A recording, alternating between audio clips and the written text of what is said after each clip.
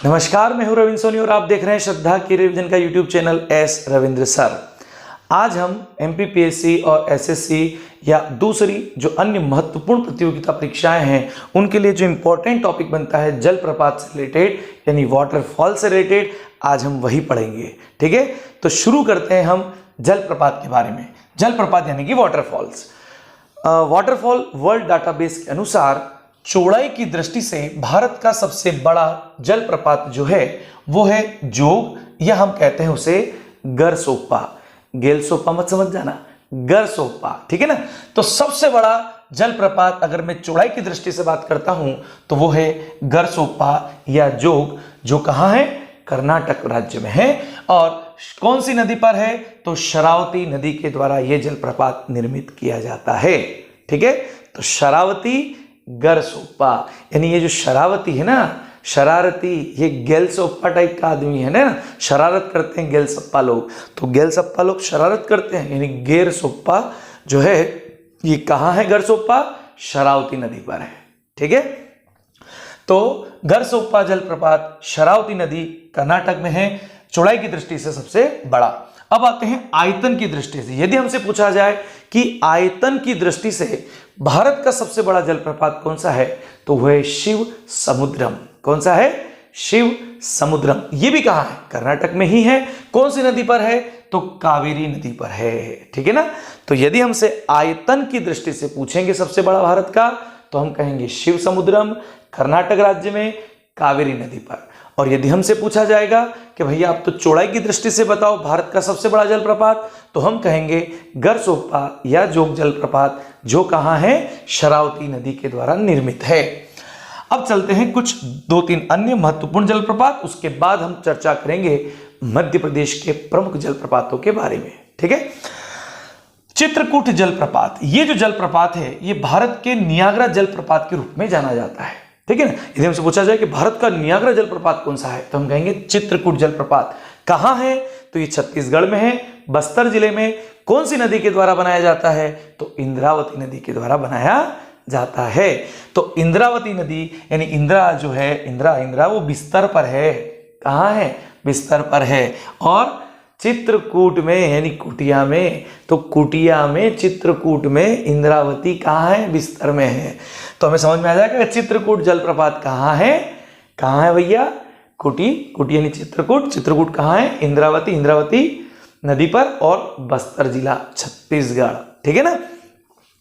आगे बढ़ते हैं तो आता है दूध सागर जलप्रपात। दूध सागर जलप्रपात ये कहां है? गोवा कर्नाटक की सीमा पर है, मांडवी नदी के द्वारा निर्मित। तो दूध सागर जलप्रपात कहां है? गोवा कर्नाटक की सीमा पर है और मांडवी नदी के द्वारा ये जलप्रपात बनाया जाता है।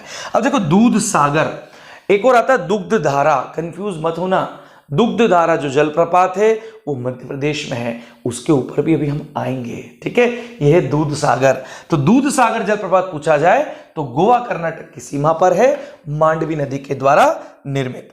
अब चलते हैं धुआंधार। ये धुआंधार जलप्रपात कहाँ है भैया? भेड़ाघाट जबलपुर, है ना।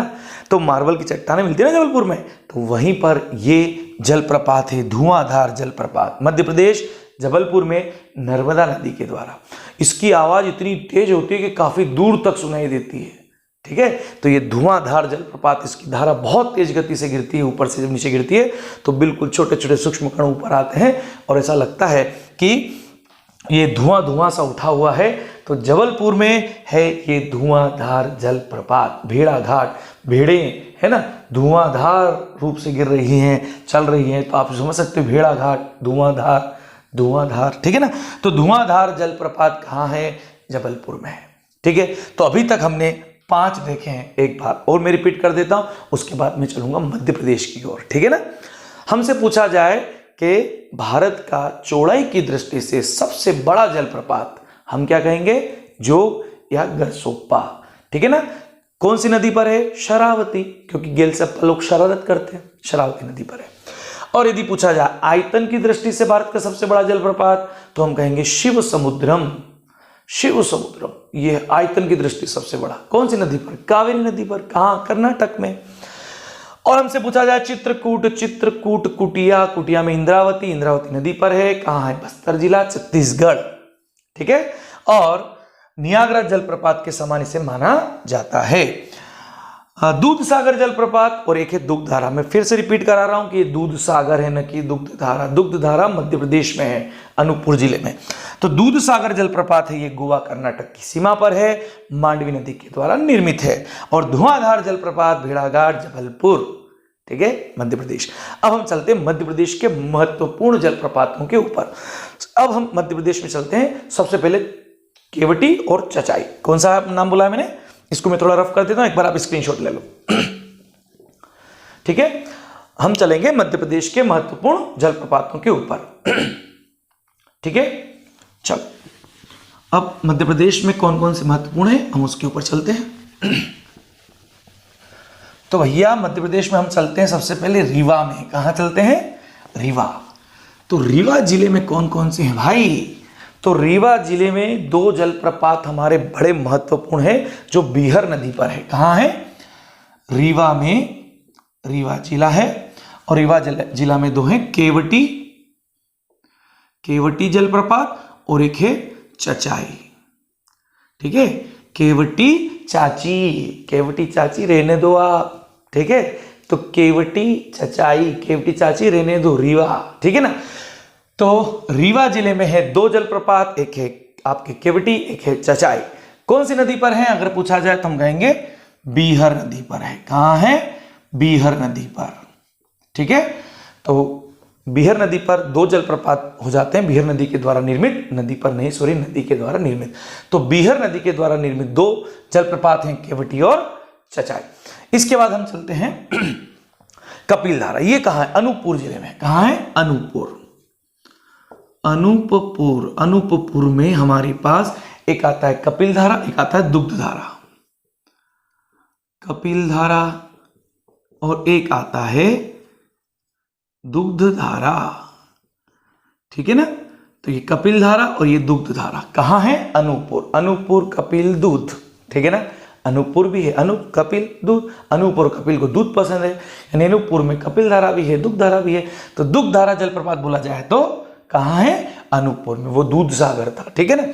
अनूपपुर जिले में है दुग्ध धारा और कपिल धारा। अब इनकी खास बात क्या है, थोड़ा मैं इसके बारे में आपको बता देता हूं, दोनों के बारे में। ठीक है, हाँ। देखो, जो कपिल धारा जलप्रपात है वो अनूपपुर जिले में नर्मदा नदी पर। कहां है दोनों? नर्मदा नदी के द्वारा निर्मित, नर्मदा नदी द्वारा निर्मित है ये। तो दुग्ध धारा या कपिल धारा दोनों ही नर्मदा नदी के द्वारा निर्मित है। अब कुछ स्टोरी है पुरानी, पुराणों में कुछ कहा गया है इनके बारे में। जो कपिल धारा है इसके बारे में शास्त्रों में यह कहा गया है कि जो कपिल मुनि थे, कौन थे? कपिल मुनि। तो कपिल मुनि ने यहां पर तपस्या की थी भैया। क्या की थी? तपस्या। किसने? कपिल मुनि ने। कपिल मुनि ने तपस्या की थी, इसलिए कपिल धारा नाम रख दिया गया। उन्होंने क्या किया था कि नर्मदा की धारा को रोकने का प्रयत्न किया था कि नर्मदा की धारा तो रुक जा। तो कपिल मुनि ने यहां पर नर्मदा की धारा को रोकने का प्रयास किया था। वहीं पर इन्हें जो है आत्म साक्षात्कार का अनुभव हुआ। आत्म साक्षात्कार, खुद से साक्षात्कार करना। तो यहां कपिल मुनि को आत्म साक्षात्कार हुआ था इसी स्थान पर, इसी वजह से इसे कपिल धारा कहा जाता है। ठीक है, तो ये तो बात रही आपकी कपिल धारा की। अब हम बात करते हैं दुग्ध धारा। ये दुग्ध धारा के बारे में क्या कहा अभी? ये दुग्ध धारा तो अपभ्रंश वाला नाम है। यहां इस दुग्ध धारा में से कहा जाता है, पुराणों में कहा जाता है कि दुर्वासा ऋषि थे। कौन से थे? दुर्वासा ऋषि ने इसी स्थान पर तपस्या की थी। ठीक है, अनूपपुर जिले में दुर्वासा ऋषि ने स्थान पर यहां पर तपस्या की थी और इसका नाम कालांतर में अपभ्रंश हो गया, दुर्वासा का हो गया दुग्ध। पहले था दुर्वासा धारा। क्या नाम था इसका? दुर्वासा धारा। फिर धीरे धीरे धीरे अपभ्रंश आया, नाम में परिवर्तन करते गए, है ना। जैसा अपन कपिल होता कपिलियो, है ना। ठीक है ना। रिंकू है रिंकुड़ा, ठीक, ऐसा अपन बोलते कि नहीं बोलते? ठीक है ना। तो इसका नाम अपभ्रंश होता होते होते होते क्या हो गया? दुग्ध धारा हो गया। तो दुर्वासा धारा था, हो गया दुग्ध धारा। और भी कुछ कहा जाता है, बात को ध्यान से सुनना, कि कुछ लोग ऐसा भी कहते हैं कि नर्मदा जी जो थे ना, नर्मदा जी अपनी नदी, तो नर्मदा जी युवा राज्य के एक राजकुमार होंगे, उससे प्रसन्न हो गए और उन्होंने दूध की धारा के उनको दर्शन दिए, इसीलिए इसे दुग्ध धारा भी कहा जाता है। ऐसी जनश्रुति है। ठीक है, हाँ। और एक तथ्य और भी आता है, एक तथ्य यह आता है कि नर्मदा की जो तेज धारा है वो पत्थरों पर गिरती है और पत्थरों की चट्टानों पर गिर करके दो धाराओं में बढ़ जाती है। इसे हम दुधारा भी कहते हैं। क्या कहते हैं? दुधारा। इसीलिए इसको दुधारा कहते हैं या दुग्धारा कहते हैं। तो घबराना, टेंशन नहीं, तो कुछ बात पुरानी वो बताई मैंने आप लोगों को। तो अनूपपुर जिले में दो जलप्रपात है, कपिल धारा और दुग्धधारा। ठीक है, नर्मदा नदी के द्वारा निर्मित। इसके बाद चलते हैं हम सहस्त्र धारा। कहां चलते हैं? ये सहस्त्र धारा कहां है? सहस्त्र धारा, सहस्त्रमुखी आपने जो है शंकर भगवान यानी महेश्वर जिले में है ना। सहस्त्रमुखी कौन? भैया हमारे तो महेश्वर भोलेनाथ जी। तो महेश्वर जिले में कौन सा जलप्रपात है? तो वो है सहस्त्र धारा जलप्रपात। एक अच्छी बात यहां पर भी है, वो है यहां पर एक गंडक झरना है। कौन सा झरना है? गंडक झरना है भैया, गंडक। ये जो गंडक झरना है, यहां पर ऐसी मान्यता है गंडक झरने में नहाने से आपके त्वचा संबंधी जो रोग हैं, बीमारियां हैं, वो दूर हो जाती हैं, ऐसा कहा जाता है। ठीक है, तो महेश्वर जिले में कौन सा जलप्रपात है? सहस्त्र धारा जलप्रपात है और यहीं पर गंडक झरना भी है। और ऐसी मान्यता है कि गंडक झरने में नहाने से त्वचा संबंधी जो रोग हैं वो दूर हो जाते हैं, ऐसा कहा जाता है। ठीक है, बाकी तो आप जाने। ठीक, तो सहस्त्र धारा कहाँ है? हमें समझ में आ गया, महेश्वर में है। अब इसके अलावा और कौन कौन से, उन पे भी चर्चा कर लेते हैं। ठीक है, इसे मैं रफ कर देता हूं। अब हम चलते हैं अगले जलप्रपात की ओर। अब हम चलेंगे शिवपुरी। कहां चलेंगे भाई? शिवपुरी। हम चलेंगे शिवपुरी। अब शिवपुरी में कौन कौन से भैया? तो ये लिखा मैंने शिवपुरी। तो शिवपुरी जिले में हमारे पास आता है एक तो पवार जलप्रपात,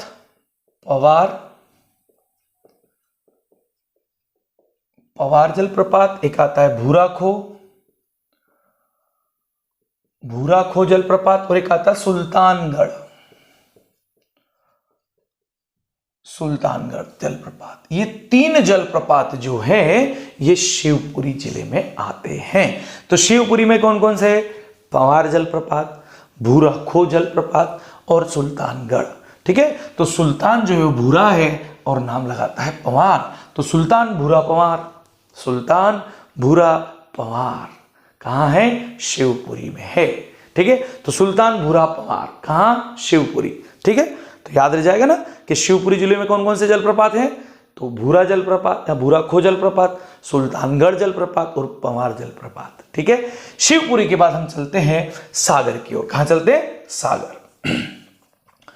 तो सागर भोपाल मार्ग पर कुछ दूरी पर 40 से 50 किलोमीटर दूर पर एक जलप्रपात आता है, उसका नाम है राहतगढ़।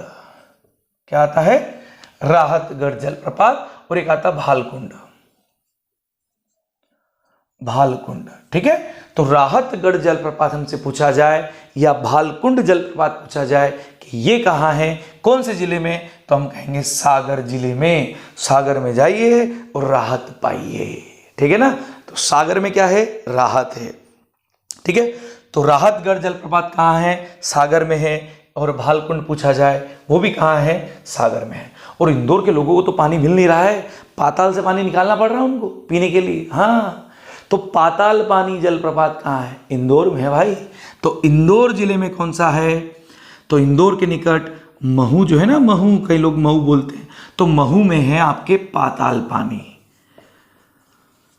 पाताल पानी, तो हमसे पूछा जाए पाताल पानी जलप्रपात कहाँ है या झाड़ी जलप्रपात, एक और आता है झाड़ी जलप्रपात या पाताल पानी जलप्रपात कहाँ है? तो ये चंबल नदी के द्वारा निर्मित है इंदौर में। ठीक है ना, तो चंबल नदी के द्वारा निर्मित जलप्रपात है पाताल पानी और झाड़ी। ठीक है, बहुत सारी झाड़ियां पाताल से पानी निकालना पड़ रहा है इंदौर के लोगों को, तो इंदौर में कौन सा? पाताल पानी जलप्रपात या झाड़ी जलप्रपात। अब चलते हैं हम लोग पचमढ़ी। कहाँ चलते हैं? पचमढ़ी। ठीक, बिल्कुल समापन की ओर बढ़ रहे हैं अपन लोग। पचमढ़ी जलप्रपात। पचमढ़ी में कौन कौन से भैया? पचमढ़ी अच्छा है, शानदार हिल स्टेशन है मध्य प्रदेश का। तो पचमढ़ी में कौन कौन से हैं? तो पचमढ़ी में है एक तो मधुमक्खियों वाला जलप्रपात है ना, जलप्रपात जहाँ बहुत सारे मधुमक्खियों की छत्ते लगे हुए हैं, है ना, उसको बी फॉल बोलते हैं। तो क्या बोलते हैं? Befall. तो ये जो बी फॉल है वो कहाँ है? पचमढ़ी में है। पचमढ़ी में ही अप्सरा भी है ना, क्योंकि बेचारा अपना ये हिल स्टेशन है, तो हिल स्टेशन पे अप्सरा तो दिखेंगी अपने को, है क्या नहीं? तो अप्सरा जलप्रपात कहाँ बोला जाए? हम बोलेंगे कहाँ है? पचमढ़ी में है। बी फॉल जलप्रपात कहाँ है? बोलेंगे पचमढ़ी में है। डचेस कहाँ है? डचेस, डचेस है ना, डचेस, डचेस जलप्रपात कहाँ है? तो हम बोलेंगे पचमढ़ी में है।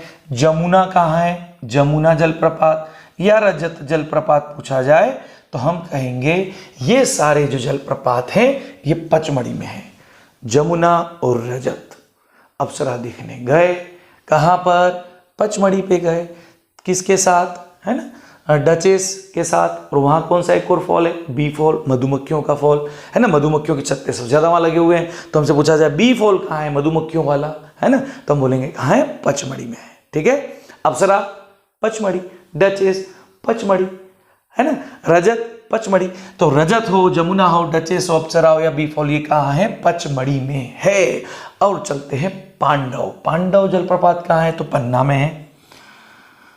तो पन्ना का प और पांडव का भी प, यानी पांडव जलप्रपात पूछा जाए कि कहाँ है, तो हमारा जवाब होगा पन्ना में है भैया, पांडव जलप्रपात। अब चलते हैं अपन कहाँ पर? दो जलप्रपात और है हमारे पास खंडवा में। कहाँ पर है? खंडवा में है। खंडवा में कौन सा है? एक तो दर्दी है और दर्दी के साथ एक मंधार है। मंधार, ठीक है ना। तो मंधार को बहुत दर्द हो रहा है क्योंकि वो खंड खंड हो चुका था बेचारा। तो खंडवा में कौन है? दर्दी और मंधार। तो खंडवा जिले में कौन से जलप्रपात हैं? तो हम बोलेंगे क्या बोलेंगे?